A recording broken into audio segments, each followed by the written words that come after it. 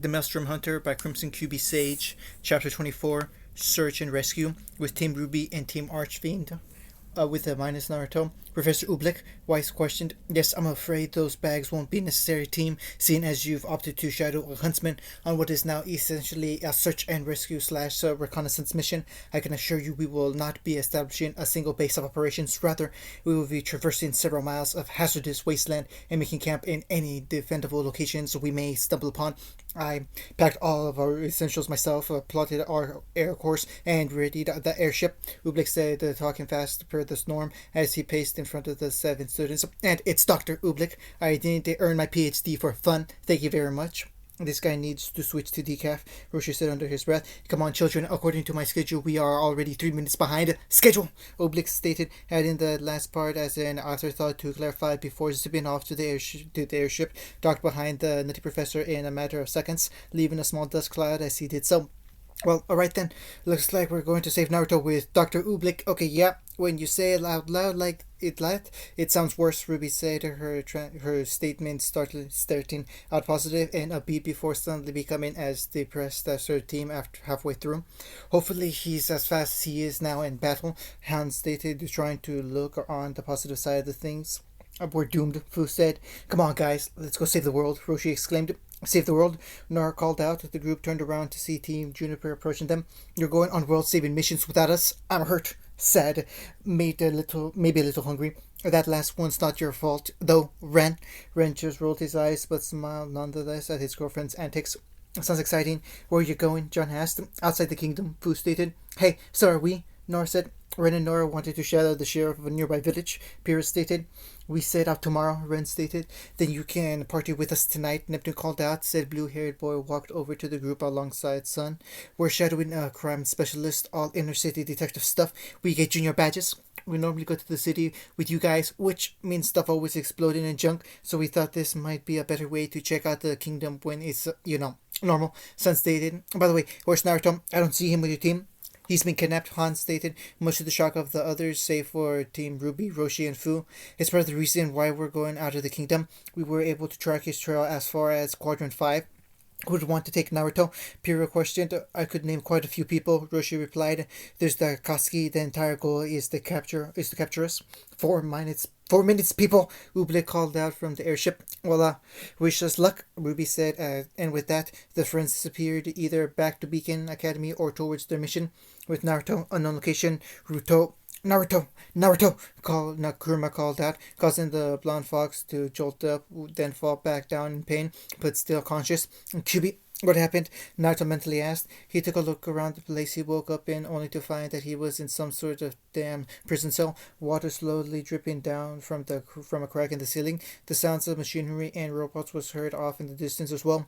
So you finally awakened, QB Jinchuriki, Madara called out, leaning on the doorway to the cell Naruto was in. The blonde fox fawnings growled before rushing at the masked man, only to collide with an orange energy barrier. It's no use in trying to escape. You're in a Gofu Kekai, with chakra draining seals placed inside. Damn it, I won't just give up like that, Naruto yelled, thrashing against the energy barriers. Well, if it isn't Blondie, Romy called out, walking up next to Madara. Up yours, Flanky, Naruto yelled, causing Roman to lose the smirk on his face. What is your reason for being here right now, Roman? Madara asked. I just wanted you to know that the plan is on schedule. We should be prepared to breach the cave-in a few days, Roman stated. Excellent, Madara said before turning his head to Naruto. Now, you are more docile unconscious, Tsukuyomi, he said, his only visible eye morphing into a pinwheel-shaped red eye. Naruto's eyes widened before he fell over unconscious. With Team Ruby and Team Archfiend minus Naruto, the airship that held the 7 students and professor flew through the air over buildings and streets amid defeating turbines. I guess I never saw you as much of a fighter, Roshi said to Oobleck. I admit, I fancy myself more of an intellectual, but I can assure you, as a huntsman, I've had my fair share of tussles, Oobleck stated. Like the mushrooms? Ruby asked, tilting her head in confusion. Those are truffles, Blake corrected. Like the sprouts? Ruby asked, still scratching her head in befuddlement. Those are Brussels, Yang said. Besides, given my expertise in the field of history, as well as my dabblings in the archaeological service, our dear headmaster saw it fit to assign me to this particular assignment. Oobleck said. What does history have to do with this? We're searching for Naruto, remember? Roshi said. Why? What a preposterous question, you silly boy. Why, history is the backbone of our very society, and the liver, probably the kidney, if I were to wager, Oobleck replied. And that means, Weiss asked, the southeast quadrant of outside of Vale is home to wild forests and deep caves, but it is also the location of one of the kingdom's greatest failures, Oobleck stated. Mount Glen, Ruby said. That's right, it was an expansion of Vale, but in the end it was overrun by Grim and fenced off from the rest of the city, Yang stated. Correct, and now it stands abandoned as dark remained, Oobleck added, and a likely place for a hideout, Blake said, connecting the dots. Precisely, Oobleck said, adjusting his glasses as he smiled. With the Konoha representatives, Sai sat silently on his bed as he held a small piece of paper in his hands. The others had gone off elsewhere, mostly to do their own things, but not Sai. No, the pale boy had received a small paper from a messenger hummingbird, one of the few summoning contracts that came into Root possession. Root has fallen, was subscribed on the note, most likely from Russian to write it. What do I do now? Sai thought. Root had been his entire life, so up to a few months ago, and now that it was gone, he didn't know what his purpose was. Sai, what is that you got in your hands? Yamato asked, entering the room and noticing the paper in Sai's hand. Something that Hokage-sama needs to know of immediately. Sai responded, handing the note over to Yamato. After reading it over, Yamato's eyes widened before narrowing. I see. You're right, Sai. Hokage-sama needs to know of this right away, Yamato stated. Who could have pulled something like this off? On the location, a lone figure walked down the near silent corridors of what once Root headquarters, laughing maniacally as he did so. The figure wore a dark red cloak with the hood up, a large white snake-like creature popping out from the bottom of it. I see that you've been quite busy, Madara said, coming out from a spiraling vortex. I see I've finally caught your attention, the cloaked man stated.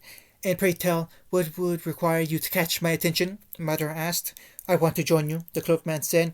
And if I say no? Madara questioned. In response, the cloaked man formed a hand sign causing six open coffins to pop up. Interesting, but not enough to convince me, Madara said. Fine. You give me no choice but to show you my trump card, the cloaked man said, summoning a seventh coffin, causing Madara's lone eye to widen in shock and surprise. Ah, it seems that I finally caught your attention.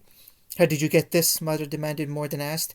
That would be telling. It would be a shame if, per se, this information were to be leaked. No, the cloaked man said, seemingly grinning under the cloak. What do you hope to accomplish with this? Madara asked. I intend to pick up where my master left off, and I have done so, the cloaked man said. Very well, welcome to the Katsuki, Madara stated. Kabuto, Mountain Glen. The airship came in over a spot of street amidst the ruined buildings and structures of the ruined area. It hovered right above the ground as Yang, Blake, Oobleck, Weiss, Ruby, Han, Roshi, and Fu all jumped out of the craft with their weapons drawn, all except for Oobleck, who simply held his coffee canister before the ship flew away from the destruction. Children, you still may be students, but as of this moment, your first mission as huntsman has begun. From this point forward, you need to do exactly as I say. Do you understand? Oobleck asked. The group nodded their heads, but Oobleck suddenly looked at Ruby, studying the red-haired girl. Ruby, I thought I told you to leave all your bags back at school, but you hadn't told us to listen to you yet, so I didn't. Ruby replied.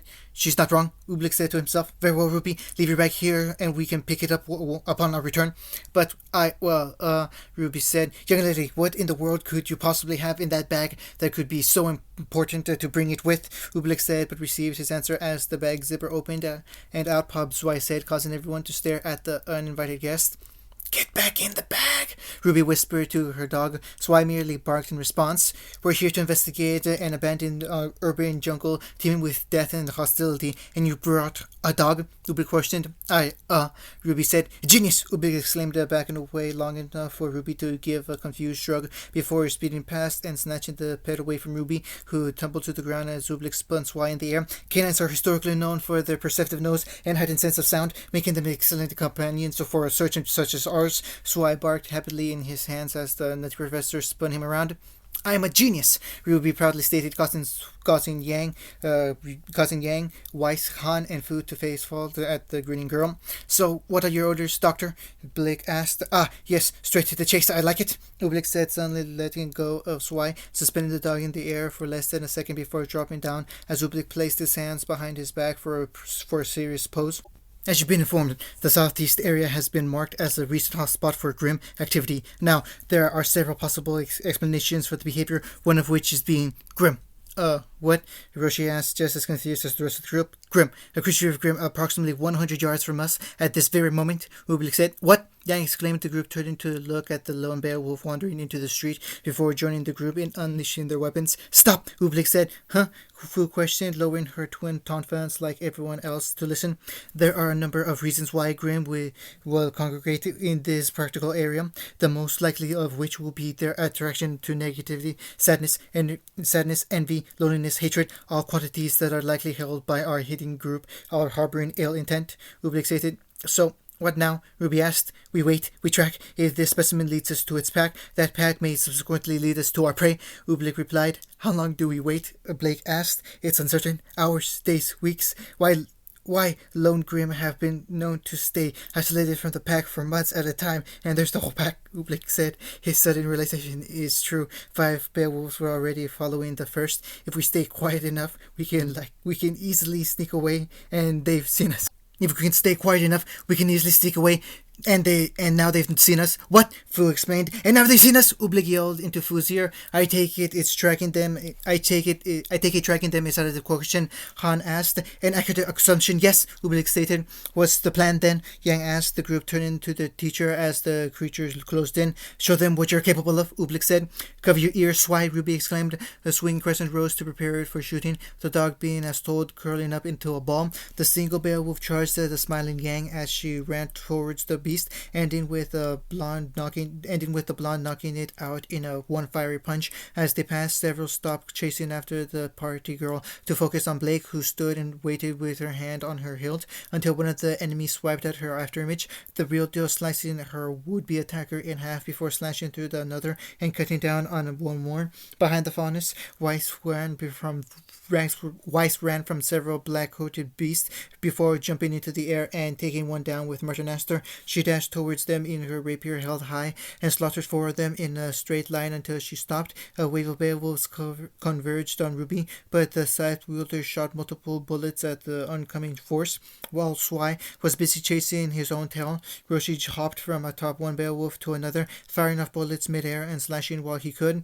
Han swung his battle axe upward at the beowulf before slamming a fist coated in steam against another. Fu had already sprouted 3 pairs of insect wings, flying through the air and picking off any of the stray beowulfs left. Piece of cake, Ruby said, lifted her weapon up. Do not celebrate yet, for I am certain this is the first bout of many. Shall we continue? Ublik said. With Yang. Tell me, Yang, why did you choose this line of work? Ublik questioned. Well, to fight monsters and save, Yang replied. No, that is what you do. I want to know why you do it, the honest reason as to why you want to be a huntress, Ublik stated as he cut her off. The honest reason? I'm a thrill seeker.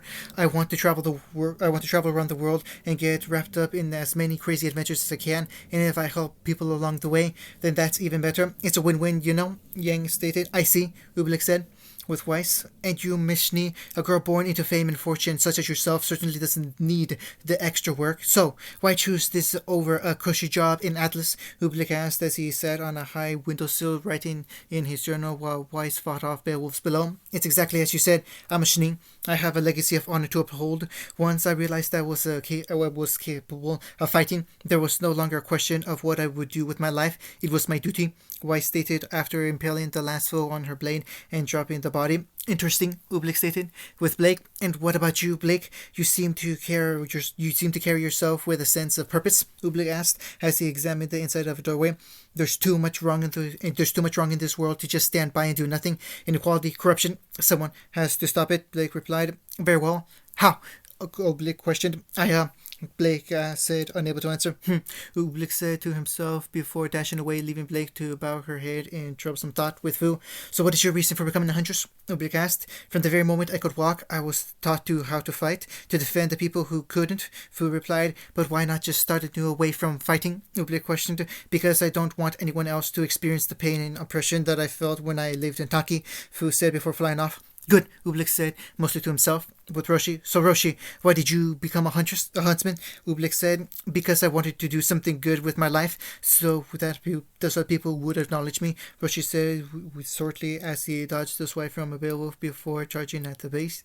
Intriguing, Ublik said. With Han, why did you become a huntsman? Ublik asked bluntly, his entire question having worn down throughout the day. I grew up around the spiteful humans who always belittled and assaulted me. I wanted to prove them wrong, and that I am not a demon hell-bent on despair and destruction, that I'm just me, Han said, staring out as the sun began to set. I see, Ublik murmured, with Ruby. Later that day, Ruby was using her weapon in the most practical fashion and lifting the whole turkey on the sharp end of her gun to tease the jumping and flipping swipe with. That is, until she spotted her teacher watching quickly, sheathing crescent rose. Sorry, are we ready to keep going? Ruby asked. Nope, I believe that we will have to do for today. It's going to be dark soon, Ublik said, throwing his bag over to Yang, who made a sound when she caught it. You three set up camp in the building. The remaining teams of Archspin, you secure the perimeter to see if there are any stray Grimm we missed. Team Ruby, your leader, and I are going to have a little chat. Come, Ruby. The duo started walking away from the rest of the group. The rest of Team Ruby looked at their leader, knowing what she'd be asked. Well, Ruby said as they rounded the corner of a building to see the white forest stretching below the ruin, and in the midst of it, a line of giant elephants with the black and white features of animals of darkness marched through the trees.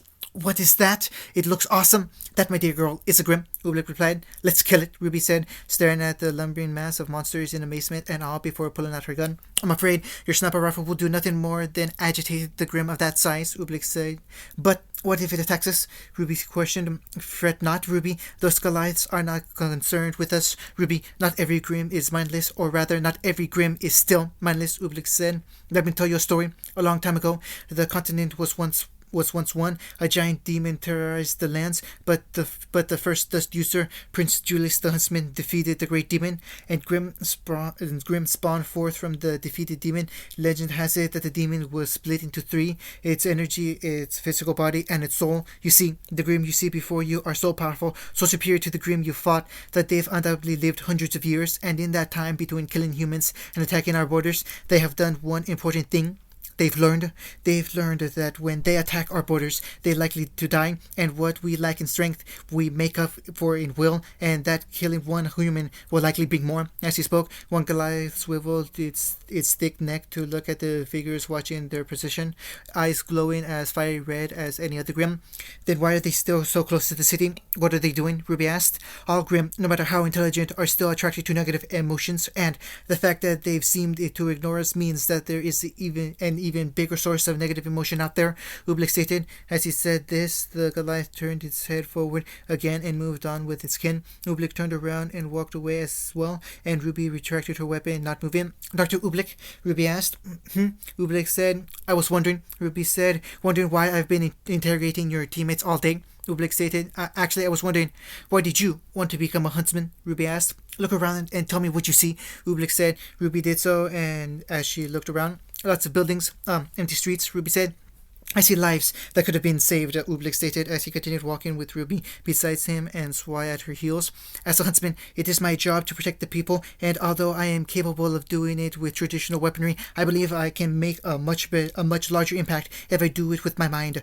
As a teacher, I am able to take knowledge, the most powerful weapon of them all, and place it in the hands of every student that passes through my classroom. I look at this wasteland and I see lives that could have been saved, but also see an opportunity to study those ruins and learn from this tragedy, and therefore become stronger. He stopped walking and paused before speaking again. I am a huntsman, Ruby, because there's nothing else in the world I would rather be, he said before he continued walking. With Weiss, Yang, and Blake back at the building, the team had done as instructed, building a fire in the center of the room and huddling around it or standing up. All right, perimeter secured, Roshi said as he, Han, and Fu walked in. I can't believe we didn't find anything, Yang said. We've always been fortunate enough to be in the right place at the right time. I guess we can't always have luck on our side, Blake stated. We just can't seem to get rid of our luck, both good and bad, Roshi said. Well, I'm getting some shut-eye while I can. I suggest you guys do the same. Night, guys, Fu said. Night, Hans said, and with that, the three members of Team Archfiend were asleep, exhaustion hitting them like a brick wall. That's not what I meant, Fu said, off topic. Huh? Blake said earlier about upholding the legacy. There's more to it than that, Bryce stated. Yeah, no, me too. I mean, I don't know, Yang said. I don't know either. I know what I want to do, but I figured I'd always take things one step at a time, Blake stated. Well, it doesn't matter. We know why we're here, right? Yang questioned. The girls merely stared in silence. Ah, wonderful. A textbook campfire, Oobleck exclaimed, suddenly coming into the room. Fire! Ruby exclaimed, coming in behind Oobleck and immediately sitting next to the blaze alongside Zwei. So warm. Very good. Eat your dinners and hurry to bed. Team Archfiend seems to have gotten a head start on that. We have a lot of ground to cover tomorrow, and we'll need you to take turns keeping watch over our temporary abode. Any volunteers for first watch? Oobleck asked. Yo, Ruby said, lifting her arm while still looking into the fire. Oobleck nodded his head and rushed off before Ruby got up to go over to her lookout point. Hey, did Oobleck ask you why you wanted to be a huntress? I mean, what did you tell him? Yang asked as her sister passed. No, he didn't. Weird. Oh well. Good night, guys, Ruby said without a second carefree thought before continuing on her way. Yang looked disappointed in the lack of an answer. Blake was simultaneously troubled as she unrolled her mat. Weiss tried lying down but fell to sleep. Yang half-heartedly ate her dinner of bread rolls. Soon, all three huntresses were on their backs around the fire, weapons within easy access, wondering why they were there. Ruby, meanwhile, was sitting in the vacant windowsill of the room as Wai went over to her upon hearing the howling of werewolves. She placed her hand on her pooch's back. Don't worry, we'll find him soon enough. Things will be better tomorrow, Ruby said, staring out at the fractured moon as she did so. Omake, pillow talk. Night, guys, Fu said. Night, Hans said, and with that, the three members of Team Archfiend were asleep, exhaustion hitting them like a brick wall. Yeah, that's it, Roshi said, mumbling in his sleep, causing the three awakened girls to look in confusion. Roshi talks in his sleep. Weiss questioned. That's right, Weiss opened wide. Roshi mumbled, causing Weiss's face to heat up and Yang and Blake to snicker in amusement. Yeah, that's it. That's how you eat ramen. At this, the trio of girls face faulted. Roshi, wake up. You're talking in your sleep, Weiss said. I'm not asleep yet, Roshi said with a grin on his face. Side story start. The Maelstrom Hunter, remnants of past the finale, part 4, the final battle. Kaguya's eyes widened, the soul of the Shinju attempting to escape its demise by releasing its true form. A large raging beast with 10 tails shot forth, Kaguya's physical body being absorbed into the massive statue-like beast. Hagoromo and Julius jumped back to evade one of the massive hands of the beast, slamming down on the place they once stood. Brother, Julius exclaimed, we can't slay the beast. Thine own power shalt not be enough, Hagoromo stated. Then what doth thou suggest we do? Julius asked. Let the plan of mine conjure from my mind first, brother, Hagoromo said, dodging a swipe from one of the beast's tails. Thou must markest the heist with thine plan. Time is of the essence, Julius stated, shooting a fiery ball of dust at the Shinju.